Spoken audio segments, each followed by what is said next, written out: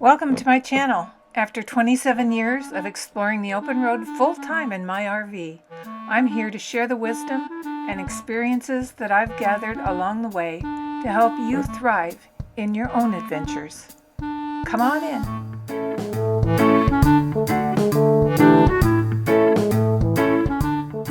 Thinking about taking a solo RV trip in 2025? Well, whether you're craving stunning landscapes, vibrant cities, or peaceful solitude, I've been there and I've got you covered. So let's explore the top destinations in the USA, Canada, and Mexico that are perfect for solo travelers this year.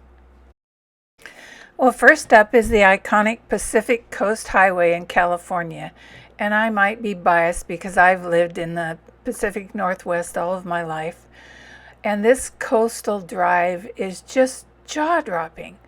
The ocean, the seaside towns, there's so many things to stop and explore.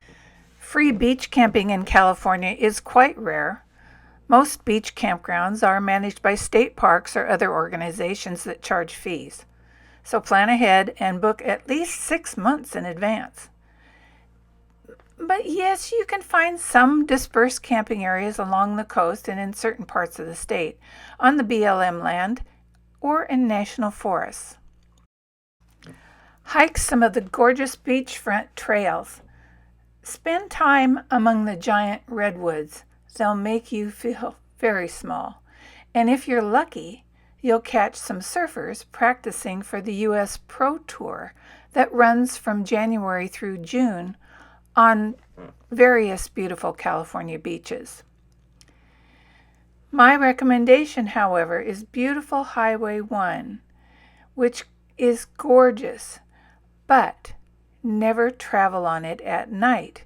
It can be very foggy and parts continuously wash away, and you wouldn't want to come upon something like this in the middle of the night like I did.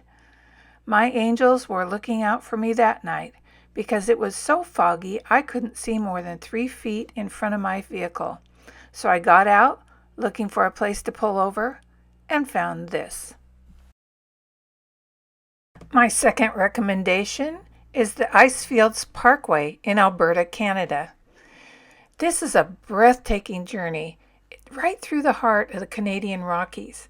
You'll love the towering mountains, the pristine lakes, and the wildlife. This is totally contained within 2 national parks, Banff and Jasper. Camping is permitted in designated areas only, and you have to have a valid national park camping permit and a national park entry pass. You should probably get a reservation in order to camp at the Parks Canada places. And always check 511 Alberta for up-to-date information before traveling on that Icefields Parkway. There's no cell phone coverage on the Icefields Parkway, and the services are available only June through September. Make sure to book ahead. I prefer the early part of the season. It's colder, but there are fewer people, and the snowy areas are gorgeous, and the mosquitoes are fewer. And speaking of mosquitoes, my very best advice here is to bring thick mosquito netting, sprays, creams, anything to repel those little boogers, because I promise you, those nasty, hungry, flying vampires are big enough to knock over garbage cans in the middle of the night. I didn't do this. On it. I've created a free downloadable preparedness checklist to help you when you go into these little vampire suckers area. Go ahead and download it from the description box below. From the north to the south, if cool weather is not your thing, my third recommendation will give you all the sun and fun and history that you need. The Yucatan Peninsula road trip. Mexico is a beautiful and safe country with warm and friendly people and beautiful scenery. However, if this is your first trip there, I would recommend caravanning with someone who's been there before and knows the language. You can still be solo, but if you do get in a pinch, there is someone close by to help you out.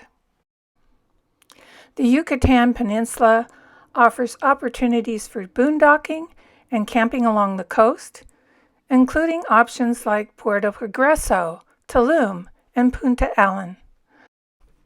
RV park prices run from $40 to a couple of $100 a night, but you can get deals off-season and also if you are staying a month at a time.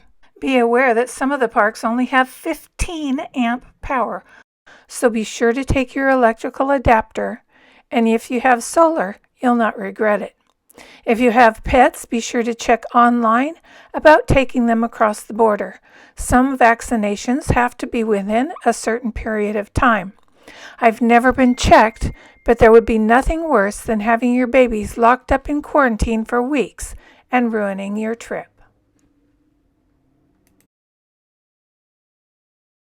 My fourth recommendation is the Blue Ridge Parkway.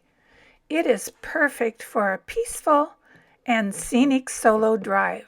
Stretching through Virginia and North Carolina, this route is famous for its rolling hills and vibrant fall color.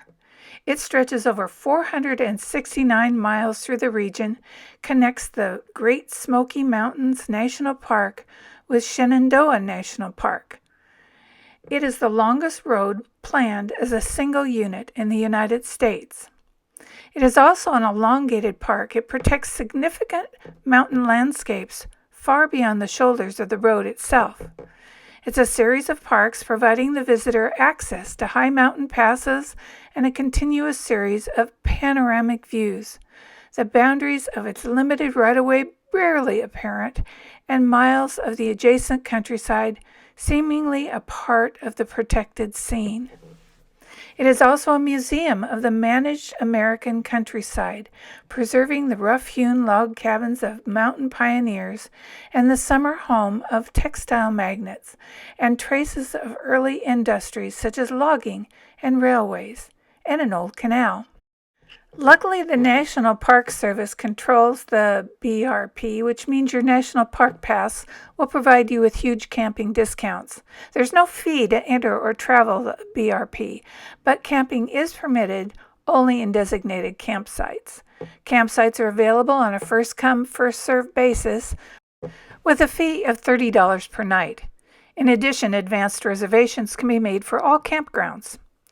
Unfortunately, Hurricane Helene devastated some of the Blue Ridge Parkway, and as of right now, some areas are closed to the public. So plan your trip around those areas, and you should still have a wonderful experience.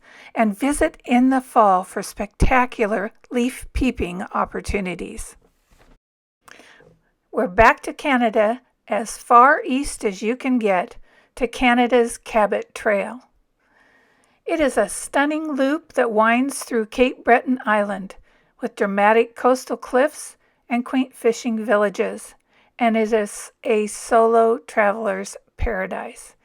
It's known for being one of the most scenic coastal drives with views of the North Atlantic and the Gulf of St. Lawrence. There are rugged headlands, fishing villages, and the Cape Breton Highlands National Park. You can hike, camp, golf, shop, kayak, cycle, whale watch, ski, snowmobile, and more. You can drive or you can ride a motorcycle around the area.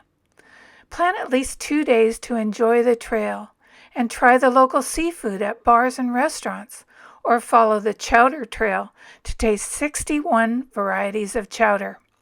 Take time to hike the Skyline Trail for unforgettable views. The lobster crawl is a great experience, and that happens in February if you're up for it, because it's pretty cold up there then. But lobster season lasts until May for those slippery little suckers. My favorite thing to do there, and my best tip, is be sure to take in one of the music venues in the area. They have fiddle reels, bagpipes, drums, and everybody joins in. It's really a great time. So, which destination will you visit first? Let me know in the comments below. And don't forget to like, subscribe, and share this video with anyone planning a solo adventure in 2025. And remember, the road is calling, so answer it. See you next time. Bye-bye.